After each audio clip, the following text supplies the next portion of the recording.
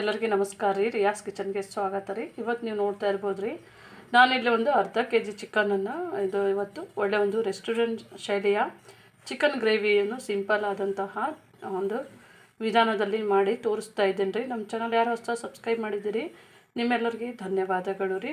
ತುಂಬ ಗರಂ ಮಸಾಲ ಇರಲಾರ್ದೇ ಸಿಂಪಲ್ಲಾಗಿ ಮತ್ತು ಟೇಸ್ಟ್ ಆದಂಥ ಒಂದು ಚಿಕನ್ ಗ್ರೇವಿ ಮಸಾಲ ಫಟಾಫಟಾಗಿ ರೆಡಿ ಆಗುವಂಥದ್ದು ರೀ. ಇವಾಗ ನೀವು ಇಲ್ಲಿ ನೋಡ್ತಾ ಇರ್ಬೋದು ರೀ, ನಾನು ಬಾಣಲೆ ಇಟ್ಕೊಂಡು ಒಂದು 50 ml ಅಷ್ಟು ಆಯಿಲನ್ನು ಹಾಕ್ಕೊಂಡಿದ್ದೇನೆ ರೀ.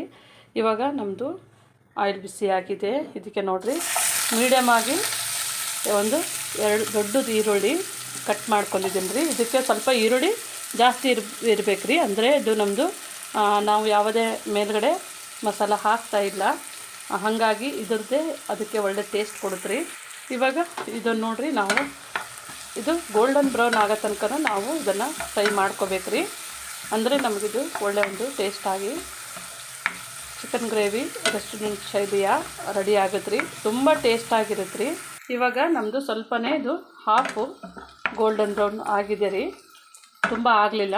ಹಾಗಾಗಿ ಇವಾಗ ನೋಡಿರಿ, ನಾನು ಇಲ್ಲಿ ಒಂದು 2 ಇಂಚಿನಷ್ಟು ಶುಂಠಿಯನ್ನು ಈ ಥರನೇ ಸಣ್ಣದಾಗಿ ಅರ್ಧಂಬರ್ಧ ಕುಟ್ಟಿ ಇಟ್ಕೊಂಡಿದ್ದೀನಿ ರೀ.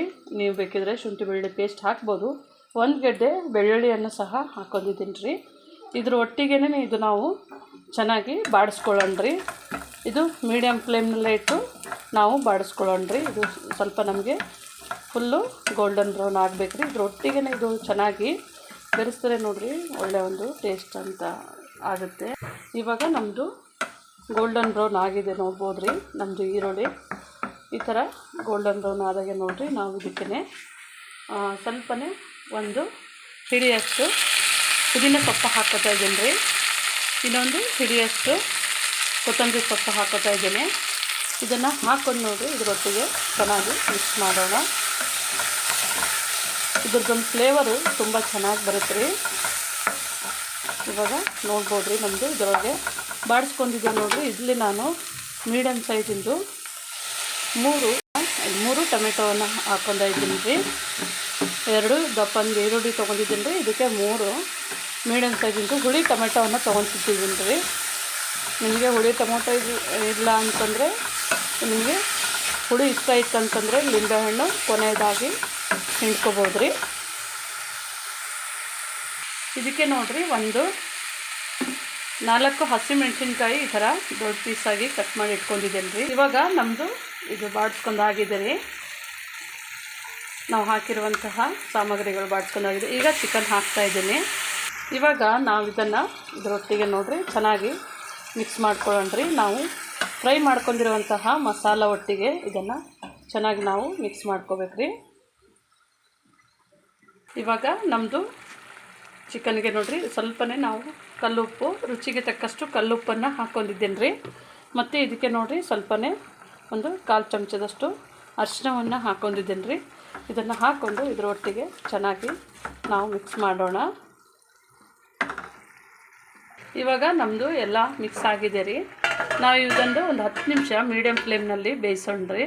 ಇವಾಗ ನೋಡೋಣ ರೀ, ನಮ್ಮದು 10 ನಿಮಿಷ ಆಗಿದೆ. ನೋಡ್ಬೋದು ನಮ್ಮದು ಚೆನ್ನಾಗಿ ಬೆಂದಿದೆ ರೀ. ಇವಾಗ ಇದಕ್ಕೆ ನೋಡಿರಿ 1 ಟೀ ಸ್ಪೂನಷ್ಟು ಜೀರಿಗೆ ಪುಡಿಯನ್ನು ಹಾಕೋತಾ ಇದ್ದೇನೆ. ಇದು ಪ್ಯಾಕೆಟಲ್ಲಿ ತರಿಸಿದ ಜೀರಿಗೆ ಪುಡಿ ರೀ. ಇದಕ್ಕೆ ನೋಡಿರಿ ಇವಾಗ ಒಂದು ಸ್ವಲ್ಪ ಅಚ್ಚ ಖಾರದ ಪುಡಿ ಹಾಕೋಣ.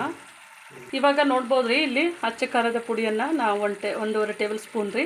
ಇದು ಖಾರ ಅಂದರೆ ಕಲರ್ಗೋಸ್ಕರ ಬ್ಯಾಡಗಿ ಮೆಣಸಿನ್ಕಾಯಿ ಪುಡಿ ಹಾಕ್ಕೊಂಡಿದ್ದೀನಿ ರೀ. ಮತ್ತು ಇದಕ್ಕೆ ನೋಡಿರಿ ನಾನು 1 ಚಮಚದಷ್ಟು ಚಿಕನ್ ಮಸಾಲವನ್ನು ಹಾಕೋತಾ ಇದ್ದೀನಿ ರೀ. ಇವಾಗ ಇದಕ್ಕೆ ನೋಡಿರಿ ಧನಿಯಾ ಪುಡಿ 1 ಟೇಬಲ್ ಸ್ಪೂನು ಹಾಕ್ತಾಯಿದ್ದೀನಿ ರೀ. ಇಷ್ಟ ಹಾಕಿ ನಾವು ಇದನ್ನು ಚೆನ್ನಾಗಿ ಮಿಕ್ಸ್ ಮಾಡೋಣ. ತುಂಬ ಟೇಸ್ಟಾಗಿ ಇರುತ್ತೆ ರೀ. ಒಂದು ಸತಿ ಟ್ರೈ ಮಾಡಿ ನೋಡಿರಿ, ತುಂಬ ಈಸಿಯಾಗಿ ನಿಮಗೆ ಒಂದು 20 ಮಿನಿಟ್ಸ್ನಲ್ಲಿ ಈ ಒಂದು ಚಿಕನ್ ಗ್ರೇವಿ ರೆಡಿ ಆಗುತ್ತೆ. ಇವಾಗ ಇದಕ್ಕೆ ನೋಡಿರಿ ನಾನು ಒಂದು ಲೋಟದಷ್ಟು ನೀರನ್ನು ಹಾಕ್ತಾಯಿದ್ದೀನಿ ರೀ. ಈ ನೀರನ್ನು ಹಾಕಿ ಇದೊಂದು ನಾವೀಗ ಹಾಕಿರುವಂತಹ ಧನಿಯಾ ಪುಡಿ ಮತ್ತು ಅಚ್ಚ ಖಾರದ ಪುಡಿ ಚೆನ್ನಾಗಿ ಬೇಯಬೇಕು ನೋಡಿರಿ. ಮೀಡಿಯಮ್ ಫ್ಲೇಮ್ನಲ್ಲೇ ನೋಡಿರಿ ನಾವು ಒಂದು 5 ನಿಮಿಷಗಳ ಕಾಲ ಈ ಒಂದು ಚಿಕನ್ ಬೇಯಿಸಿದ್ರೆ ನಮಗೆ ಚಿಕನ್ ಗ್ರೇವಿ ರೆಡಿ ಆಗುತ್ತೆ. ನೋಡ್ಬೋದು ರೀ, ತುಂಬ ಒಂದು ಕಲರ್ಫುಲ್ಲಾದಂತಹ ಚಿಕನ್ ಗ್ರೇವಿ ರೆಡಿ ಆಗುತ್ತೆ. ಇದನ್ನು ಮುಚ್ಚಿಬಿಟ್ಟು ಬೇಯಿಸೋಣ್ರಿ ಒಂದು 5 ನಿಮಿಷ. ಇವಾಗ ನೋಡ್ಬೋದು ರೀ, ನಮ್ಮದು 5 ನಿಮಿಷ ಆಗಿದೆ. ನೋಡ್ಬೋದು ನಮ್ಮದು ಆಯಿಲೆಲ್ಲ ಚೆನ್ನಾಗಿ ಬಿಟ್ಕೊಂಡಿದೆ ರೀ. ನಮ್ದು ಇವಾಗ ಚಿಕನ್ ಗ್ರೇವಿದು ರೆಡಿ ಆಗಿದೆ. ಇವಾಗ ನೋಡಿರಿ ಸ್ವಲ್ಪನೇ ನಾವು ಕಸ್ತೂರಿ ಮೆಂತ್ಯೆಯನ್ನು ಹಾಕೊಳ್ಳೋಣ್ರಿ, ಟೇಸ್ಟ್ ಚೆನ್ನಾಗಿರುತ್ತೆ. ಇವಾಗ ನಮ್ಮದು ಚಿಕನ್ ಗ್ರೇವಿ ರೆಡಿ ಆಗಿದೆ ರೀ. ನಾನು ಸ್ಟವನ್ನು ಆಫ್ ಮಾಡ್ಕೊತಾ ಇದ್ದೀನಿ ರೀ. ಕೊನೆಯದಾಗಿ ಸ್ವಲ್ಪನೇ ಪುದೀನ ಸೊಪ್ಪನ್ನು ಹಾಕೊಳ್ಳೋಣ್ರಿ.